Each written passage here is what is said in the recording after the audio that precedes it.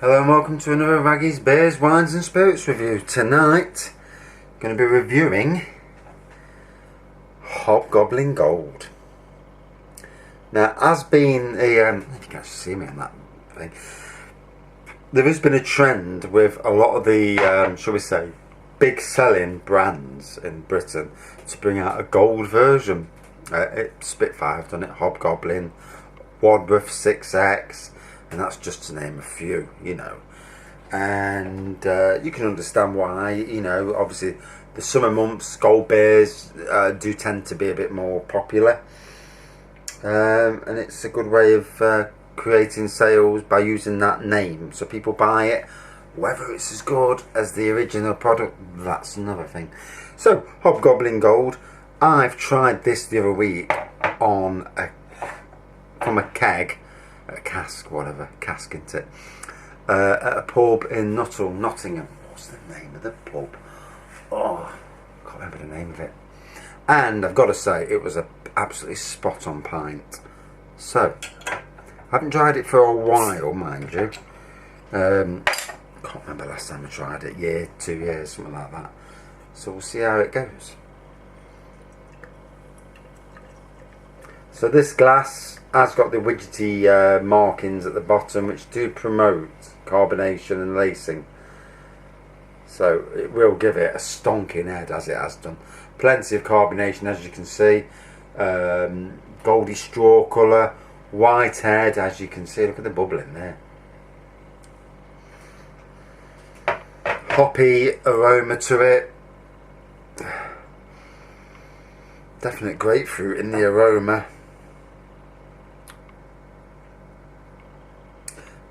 Says nothing on the bottle, just says something about Hobgoblin is hitting festivals. So not the most informative. You see what I mean about them using brands to bring out their obviously to increase sales. I mean, you know, you can understand it, because you know you're here to make money. You're selling beer, and you know. But at the end of the day, like anything, you're trying to stay alive, you're trying to make money, so you can understand why they do it. Even if for some of the purists, it goes against their grain. I'm glad I'm not an O2 person tonight, because their network is still down. Thought I had a interesting email, but it's just a PayPal scam email. Got to be so careful with emails these days. People are such... Obviously, I've got my own website, apart from doing beer reviews. I've had dcmu.co.uk, which is a website I've been doing for, nearly 20 years now. And posting news on homebrew, gaming, not homebrew beer, but homebrew as in homebrew emulation and that, hacking game consoles, that sort of thing. And because my email's on there, not my private emails, but the idiots you get messaging you, and the spam emails are through the roof. Luckily these days Microsoft does filter some out for me, but with Hotmail, but it don't filter them all out. Every day I've deleted probably 100, so it just goes to show you. So yeah, nice gold colour, still retaining the head, but it's going to do, because look at the carbonation there. Amazing. Maybe you can see that on the glass. I'm not sure. Yeah, you can. I can see it from on the screen. Yeah, good citrus aroma.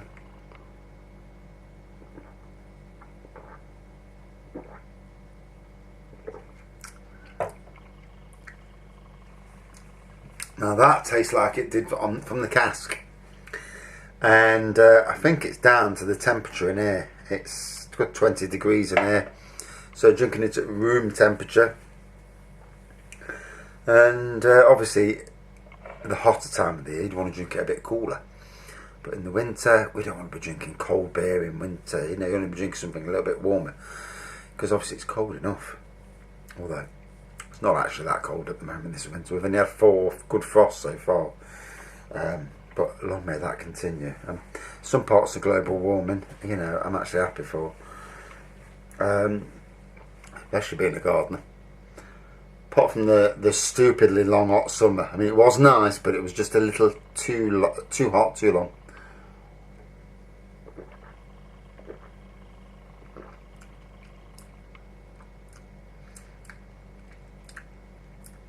You know how they say there's breadiness? There's bread. You can taste bread. I can taste bread. I don't know how or why.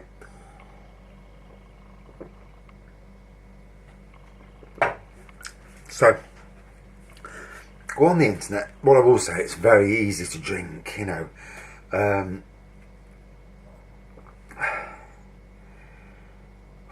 having a beer after a wine, wow, don't know if good to your head. Even if it was so Hobgoblin.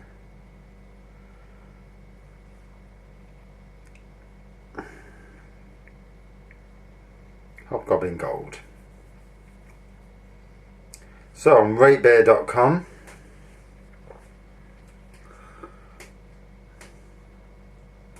it's got a rating of 3.14 from 5, 298 ratings. It says a 4.5% ABV, so nice enough strength. Combination of 4 hop varieties and infusion of wheat and malted barley has resulted in the perfect golden beer with huge hop punch. Definitely got some good hops there. Gilt-edged golden refreshment. Well, what did you expect? So here we go. Clear golden colour. 3.8 this bloke's gives it. Clear golden colour. Average sized whitehead. Smell and taste is light to moderately malty. A little bit of malty. Nicely hoppy. Definitely very hoppy. Without being excessively hoppy. So it's a nice hoppy. Hoppy bitters. Sort of simple but a pleasant golden ale in my opinion. Decent body and carbonation. Nicely sessionable. There's another one. Golden blonde. Something, I can't read it, but it says arrogantly aromatic of malt. Don't know what that means. Hop and citrus herbs. Obviously a writing error. The taste is light and smooth with notes of caramel, roasted malt flavours and citrus. Beer odd first, passy part out, with more personality than many others with its hop cocktail. Yeah, he needs to do a bit of editing what he puts down. So, final one. These are all from the last few months. It's a guilty pleasure for me because it's a very generic ale. Only popular because of the Hobgoblin name. You know, I have said that with some of these. But despite all that, it's very refreshing and has a nice hop character. It's my favourite golden ale. Although I normally go for IPAs, English Pales and ESB/stouts, depending on my mood. Either extremely hoppy or extremely malty. This really hits the spot for when I want pale malts but with less edge in the hop than IPA. Anyone looking for it on draft can go to Wychwood Brewery. They can advise on pubs that they send it to. So, some good reviews, some not so. I mean, you know, you can't please everyone. You're never going to please everybody. You know. I think it is what it is. If it didn't have the Hobgoblin Gold name and just something, you know, had a more random name, would it sell so much? I'd be interested. But what I mean, I will say is on cask the other week, it was really impressive. I drank it. I thought, oh, Hobgoblin Gold. I wasn't looking forward to it. Drank it, and I had a steak at the time, and it went down lovely. So, you know. Sometimes your perceptions can be wrong.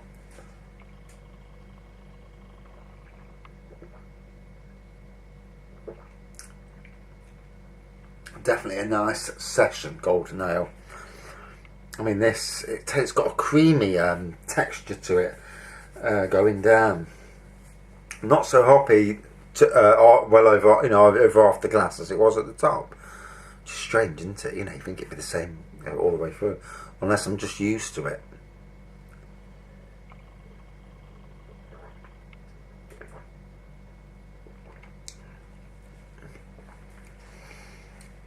I mean, the hoppiness is there because you get it in the aftertaste. It is nice, that light malt. You know, it is a good example of a good golden ale.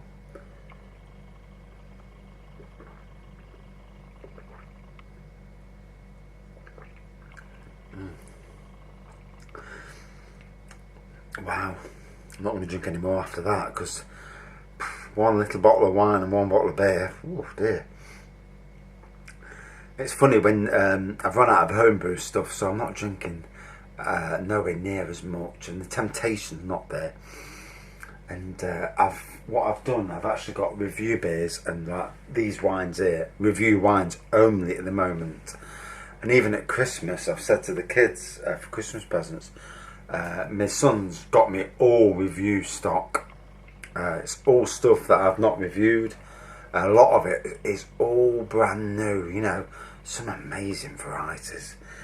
Went to Waitrose and spent 90 quid. He paid 70 quid on me for Christmas, which is a lovely gesture. You know, obviously we do a lot for our kids. You know, your family's the future, isn't it? You know, and despite what upbringing you had, you know, your family is where, you know, you want to make the best for your family, and we do try. And he's obviously reciprocating. And you know, obviously respects his mum and dad, but the beers he's got me, some amazing beers, you know. And for this review beer project that I'm doing, even though, I mean, what has it been now? That's been like 6 months now. I think I've got 57 subscribers now, which is quite low, really. I presume. Maybe one day. Maybe I wish. I mean, I've got a Bailey's review with nearly 2,000 views, and you think, God, if all those people who viewed it actually signed up, you know. And I suppose it's that thing is, all of a sudden it might take off. But the fact of the matter is, for me, that if it does, it'd be nice. If I get the offer of some sample beers, that'd be lovely. You know, especially beers that I've not tasted from around the country or around the world, you know. But what I have done is it's given me the chance to look at things from a very different aspect, not just neck 'em, because we all get beers. You'll go to somewhere, buy 3 for £5, you'll drink it, you'll taste a bit of what's there, but you're necking it. You're not worried about what's in it, you're just trying to get drunk. That used to be the thing for me. But now, because I am reviewing, it's less of a thing to get drunk. It does happen, because I feel tipsy now. But it's not the main. The main thing for me is to enjoy, explore the beers and wines and spirits. Not so much spirits, because they're expensive. Can't afford it. Unless I win the lottery, and I'll review loads then. And just, you know, enjoy what the crack is. Anyway, that's enough talking rubbish. Let's get back on with the beer review. So, yeah, that's nice. It does live off its Hobgoblin name, which I've already said, you know, pointed that out. But it is a nice beer. So, out of 5, I won't class it as a top, nowhere near a top 10 beer, but it's obviously better than, you know, your likes of John Smith's and all that stuff. So it's not, you know, it's not an average beer, certainly not mediocre. So I'm going to give it a 4.2 out of 5. I think that's where it needs to be. Hobgoblin itself is a higher because it is a quality dark beer, that is. But this, living off the name, but still very nice. Anyway, thanks for watching. See you soon.